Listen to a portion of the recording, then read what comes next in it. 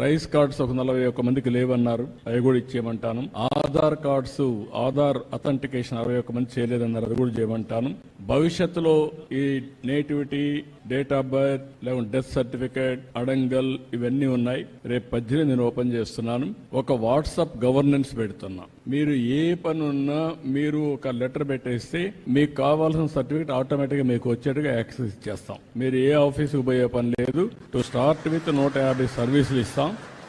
ఆ తర్వాత సర్వీసులు పెంచుకుంటా పోతాం. ఫైనల్ గా ఎక్కడ ఆఫీసుకు పోయే పని లేకుండా మీరు చేస్తా ఉంటే టెక్నాలజీలో నేను దాన్ని కరెక్ట్ చేసుకొని ఆర్టిఫిషియల్ ఇంటెలిజెన్స్ ఒకవేళ రేపు రాబోయే రోజు అది కూడా చేస్తున్నా, వర్కౌట్ చేస్తున్నా, కొంచెం టైం పడుతుంది.